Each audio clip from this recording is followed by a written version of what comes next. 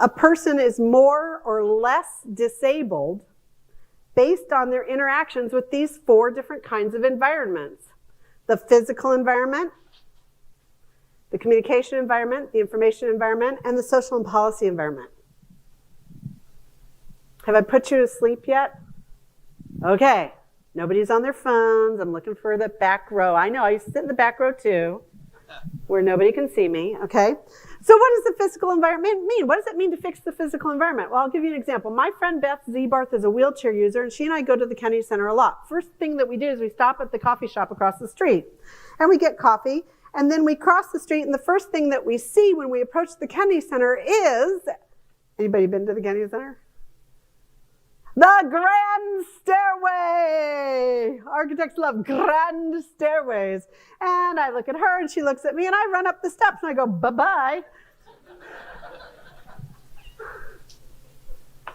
All right, let's do that scenario again. So my best friend, Beth Zebarth, and I go to the theater a lot together, and we always stop at the coffee shop across the street, get a cup of coffee, and then we cross the street, and the first thing that we see is stairway. Very good, you're a little slow. Okay. The grand stairway. This time she looks to her left. There's a sidewalk that goes around and it takes her to the top of the steps. And I look at her and she looks at me and she guns it. Did I forget to tell you? She's in a power motor chair. She's at the top of the steps because remember, I'm the one that a 95-year-old can beat in a water aerobics class. And I'm halfway up the steps going, right? Who's more disabled?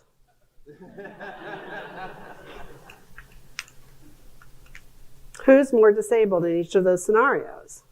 What changed? Was Beth immediately cured of her disability that she uses her wheelchair for? Was I changed? No, what changed was the environment. That's what it means to more or less disable somebody by the way in which you create and build and design environments. Communication environments. That's what's happening right now. I could fix this communication environment for some of the people in the audience if they knew sign language. I have to switch because I'm right-handed.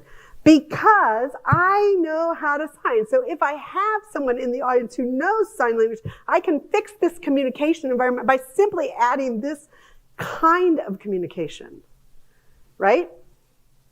That's one way to fix a communication environment. The information environment is the internet. It's all that digital stuff, all those apps and all those things, all that technology that you're trying to depend on right now. You can fix those by making sure that they comply with WCAG 2.1 AA. WCAG 2.1 AA. It is a voluntary standard for web design. In the United States, it's really important that you know that, because I will give you a hint. Right now, there are 180 disability organizations that have signed a letter to the U.S. Department of Justice asking the U.S. Department of Justice to adopt those standards as the standards for compliance with the ADA with your website. So WCAG 2.1 AA, you heard it here first. Go out there, redesign your websites immediately to that standard. Even if the U.S. Department of Justice does not adopt that standard, it is a good standard. It will make sure that you are not one of those people being sued. Because of those 11,000 some lawsuits that were served in 2021, 4,000 of them were against websites. That's where we're the most vulnerable. Okay, so fix the information environment. Social and policy environment, those are macro and micro situations. You have policies, you have protocols, and you have procedures. Fix those.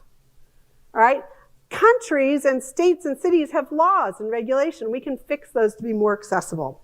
And so the goal here is to stop worrying about what is the person's disability and start thinking about how we can create environments in which we more or less disable people.